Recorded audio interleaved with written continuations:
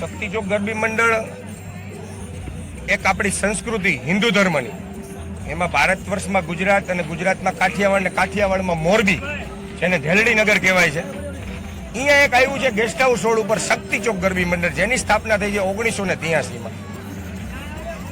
1983 થી શક્તિ ચોક ગરબી મંડળ ભાતીગળ ગરબાઓની પ્રથા, જ્યારે આર્વચીન ડિસ્કો દાંડિયાનું પ્રમાણ વધતું જાય છે ત્યારે આપણે ભાતીગળ ગરબાઓની પ્રથા શક્તિ ચોક ગરબી મંડળે જાળવીને રાખી છે.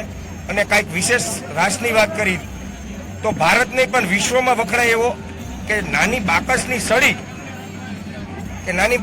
સળી જો હાથ પાયે આવતી હોય ને ગરમ લાગતું હોય, અને અમારી બાળાઓ જે અંગારા રાસ છે, મસાલ રાસ છે, કે મસાલ રાસની અંદર સળગતા દેતવા નાખી નીચે રાખીને ઉઘાડા પગે રાસ કરતા હોય છે, એવો આ શક્તિ ચોક ગરબી મંડળનો ખૂબ સરસ મજાનો રાસ છે. આની પહેલાંય મેં જાહેર જનતાને કીધું હતું અને સોશિયલ મીડિયાના માધ્યમથી અત્યારે પણ હું કહું છું કે ભાઈ કોઈ પણ જાતનું મેજિક નથી. અમારી બાળાઓ 1.5 મહિનો પ્રેક્ટિસ કરે છે.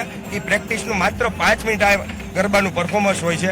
તો એ શક્તિ ચોક ગરબી મંડળની મહેનત છે કે સળગતા દેતવા રાખીને જો અમારી બાળાઓ આવી નાની બાળાઓ જે 7મા 8મા ધોરણમાં ભણતી હોય એવી 13 થી 14 વર્ષની ઉંમરની બાળાઓ છે, એ પણ આ રાસ કરતી હોય છે. આ શક્તિ ચોક ગરબી મંડળની પવિત્રતા છે અને આને કહેવાય છે શક્તિ ચોક ગરબી મંડળ.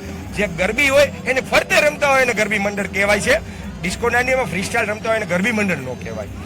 આની તાલીમ આપણે 1.5 મહિનો અગાઉ આપવામાં આવે છે બહેનોને, ત્યારે માત્ર 9 દિવસના ગરબા કરી શકે છે, એને ગરબી મંડળ કહેવાય છે. ધન્યવાદ. જય માતાજી.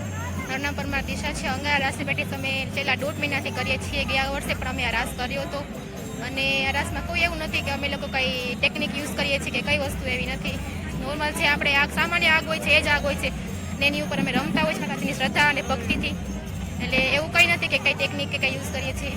અને પૂર્ણ બધી છોકરીઓ પૂર્ણ શ્રદ્ધાથી શક્તિથી રમે છે અને કોઈ દિવસ કોઈ ના પગ દાચે છે કે નહીં, કઈ વસ્તુ કોઈને થતી નથી. મહિલાઓને અમે સંદેશ આપશી કે જે રીતે આ આગમાં ખેલવું કંઈ મુશ્કેલ કામ નથી. એટલે નારી શક્તિ